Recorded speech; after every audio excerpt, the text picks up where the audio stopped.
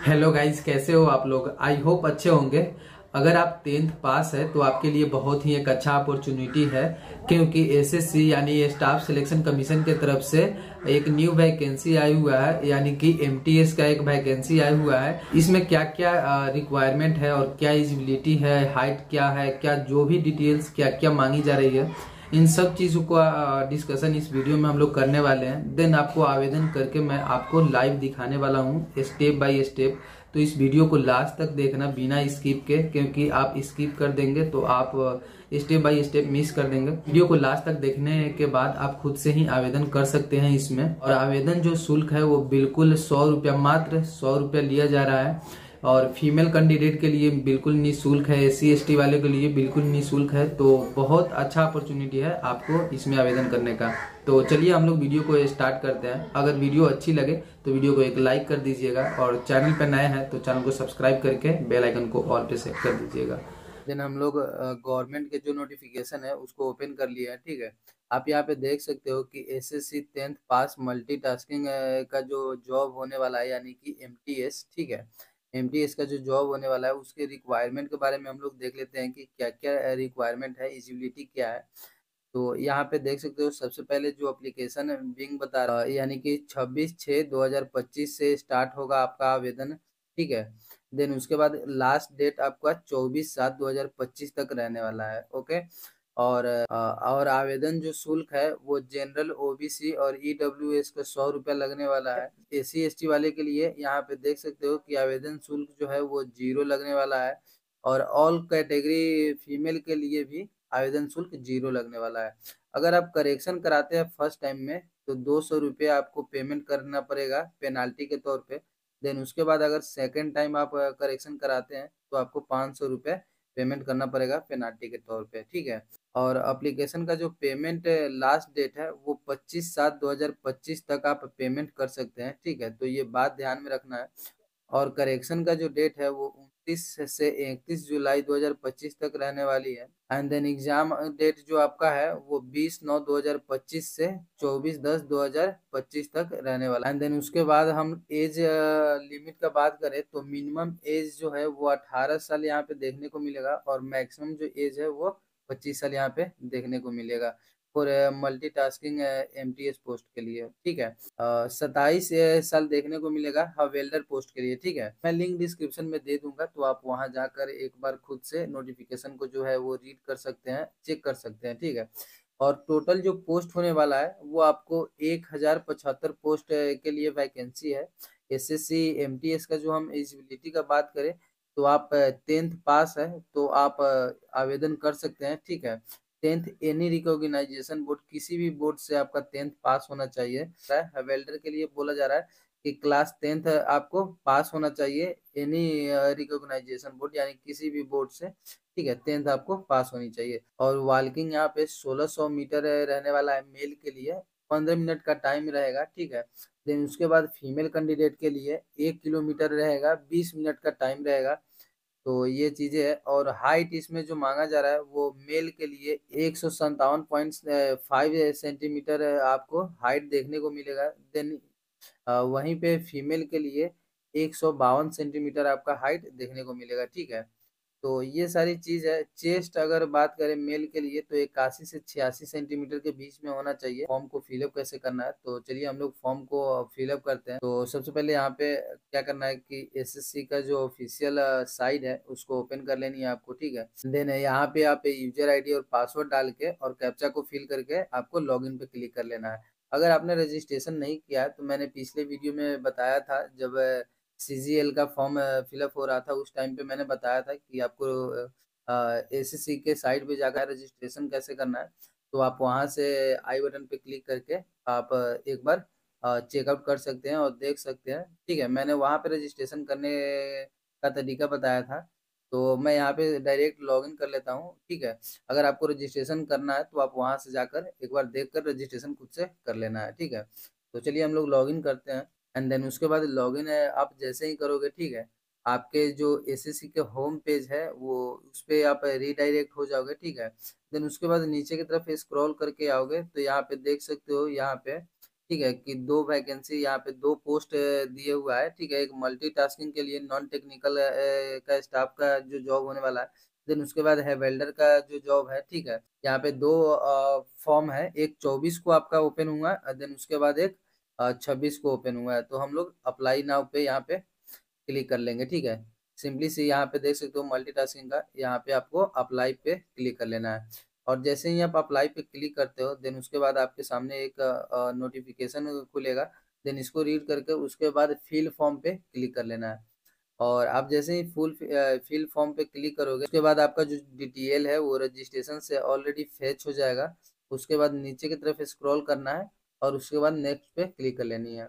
और जैसे ही आप नेक्स्ट पे क्लिक करके ओके पे करोगे, आपका डाटा जो है वो सेव हो जाएगा। देन नेक्स्ट पेज पे आप रीडायरेक्ट हो जाओगे।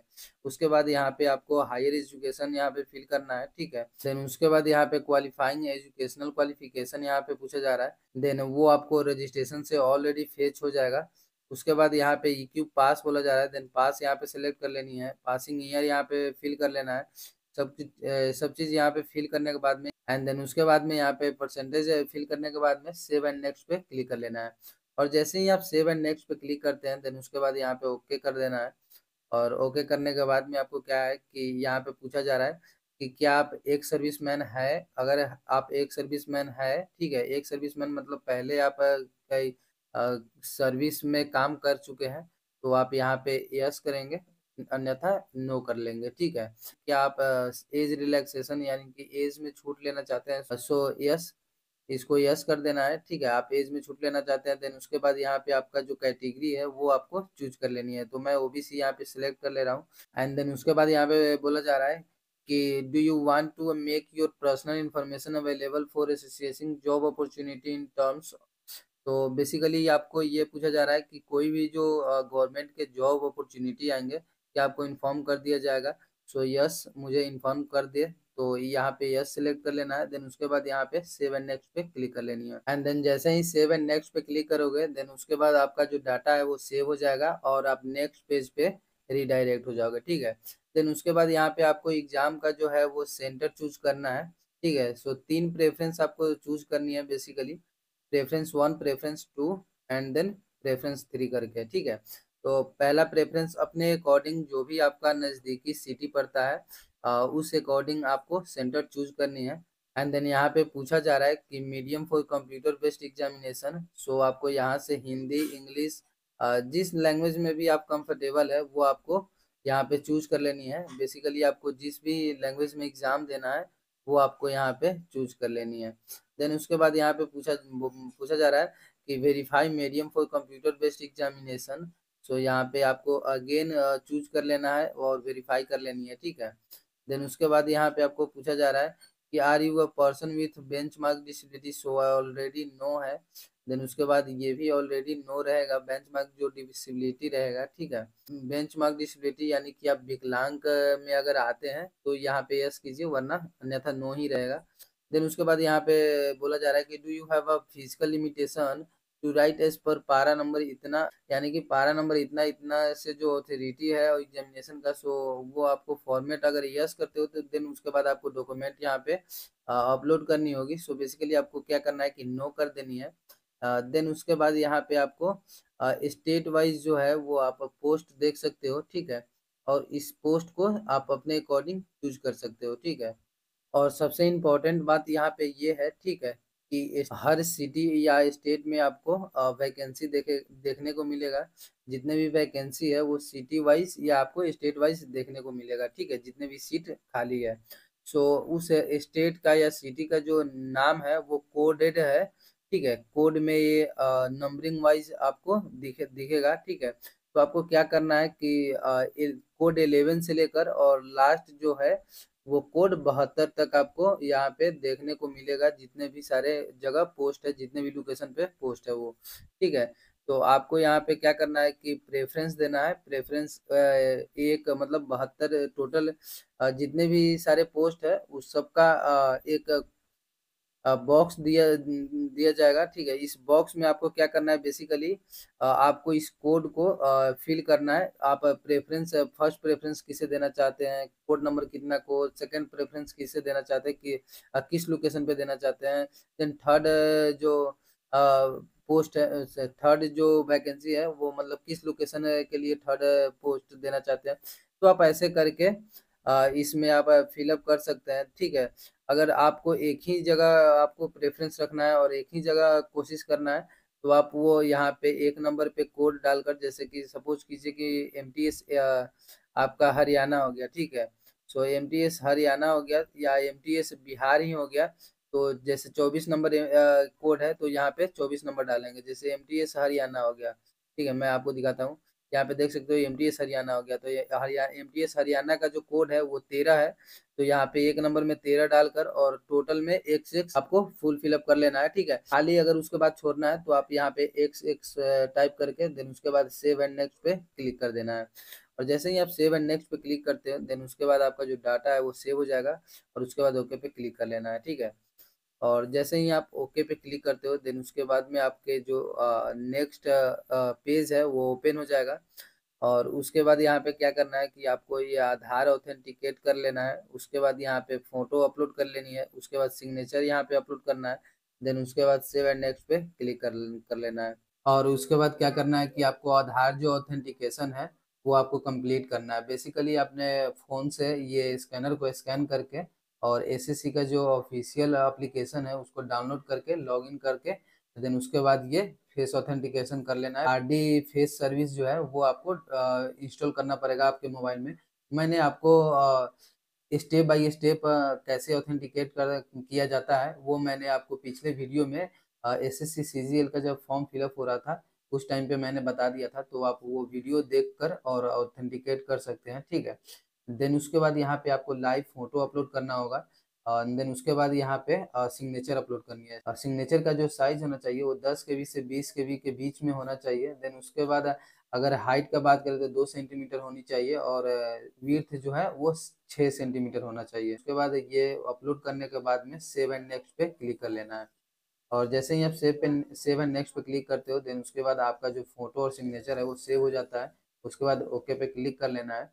और ओके पे क्लिक करने के बाद में आपके सामने एक फॉर्म जो आता है वो प्रीव्यू करने का, वो आपको एक बार बारीकी से एक एक करके आप चेक कर लेना है कि जो भी आपका डिटेल्स यहाँ पे फुल फिलअप किए हैं वो क्या सही है। और अगर सही है तो नीचे आकर एंड देन उसके बाद में आपको क्या करना है कि यहाँ पे सेव एंड नेक्स्ट पे क्लिक कर लेना है। तो चलिए हम लोग सेव एंड नेक्स्ट पे क्लिक करते हैं। और जैसे ही सेव एंड नेक्स्ट पे क्लिक करेंगे देन उसके बाद आपके पास एक डिक्लेरेशन फॉर्म खुल कर आएगा। आपको क्या करना है कि आई एग्री पे क्लिक कर देना है। देन उसके बाद ये कैप्चा को फिल करके और सबमिट पे क्लिक कर देना है। और जैसे ही सबमिट पे क्लिक करते हैं देन उसके बाद जो आपका फॉर्म है वो रिसीव हो जाएगा सक्सेसफुली। यहाँ पे मेक पेमेंट पे क्लिक करके और उसके बाद पेमेंट कर देना है। देन उसके बाद आपको अपने रसीद जो मिलेगा यानी एप्लीकेशन फॉर्म उसे डाउनलोड करके अपने पास रख लेनी है। तो आप ऐसे ही फॉर्म को फिलअप कर सकते हैं। मैं इस वीडियो में स्टेप बाय स्टेप मैं आपको फिलअप करके बताया हूँ। सो वीडियो अगर अच्छी लगी हो तो वीडियो को एक लाइक कर दीजिएगा और ये वीडियो अपने दोस्तों में भी शेयर कीजिए ताकि उसे भी पता चल सके कि 10th पास पे ही आवेदन हो रहा है एमटीएस का फॉर्म और वो भी फिलअप कर सके। मिलते हैं नेक्स्ट वीडियो में, तब तक की जय हिंद।